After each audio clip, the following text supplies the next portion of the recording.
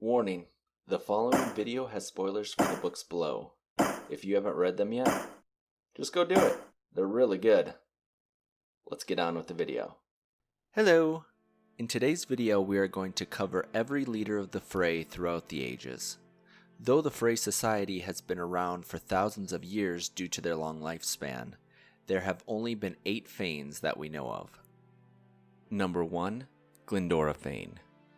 When he found me, I was sitting on the bank of the river Gone, crying so hard I couldn't finish weaving the basket I was working on. He told me that if I trusted him, together we could save my people and eventually the world. The Fhrey were at first a lost people.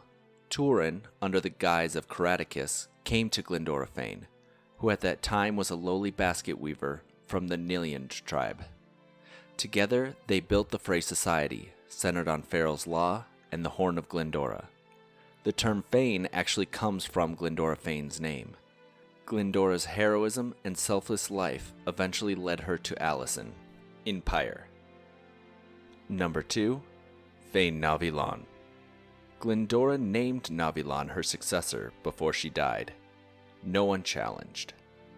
Navilan was most likely from the Ascendoir tribe, though we know the least about this second Fane. Number 3. Fane Gika. The war had been raging ever since Fane Gika of the Ascendoir was murdered. Gika was Navilan's daughter. Again, she took the forest throne without a real challenge, though a challenger did blow the horn out of tradition, but immediately conceded.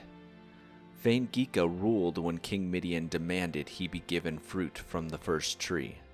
When she refused, King Midian attacked and killed Gika, which sparked the Frey's war with the Durg. Which brings us to number 4, Fane Alan Rist. Alan Rist, much to his credit, was brave enough to blow the horn, and when he was killed in battle, once again, no one wanted to be Fane.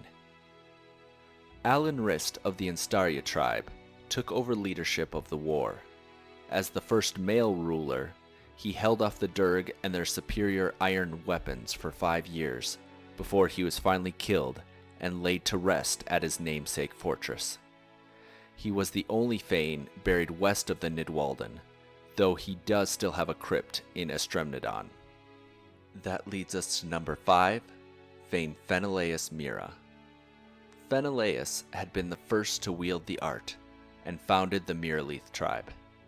In her time, she'd single-handedly defeated entire armies, built the great tower of Avampartha, and became the 5th Fhrey, leader of all Fhrey. Phenelaeus inherited the Durg War as the Fhrey were about to lose. She was able to turn the tides, though, by learning the art from Trylos. She destroyed the 10th and 12th Durg legions under a pile of rock that formed Mount Mador at the Battle of Mador, and looked poised to drive the Durg to extinction.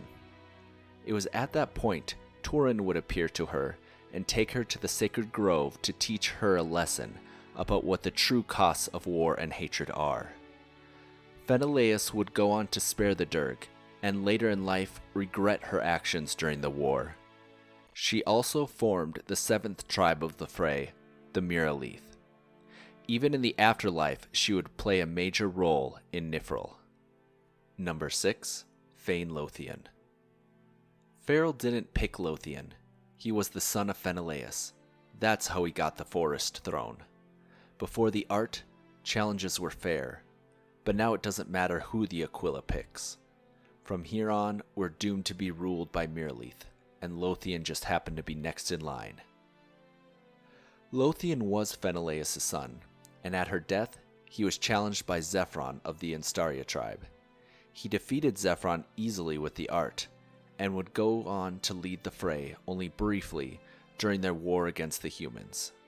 Eventually, he would be betrayed and murdered by his own son, Mwandale, about 6 years into his rule.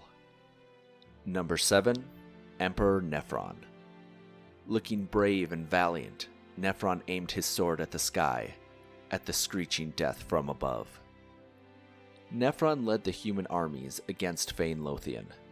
After Lothian's death, he challenged and defeated Mwandale to become not only Fane of the Fhrey, but also Emperor of both Fhrey and humans.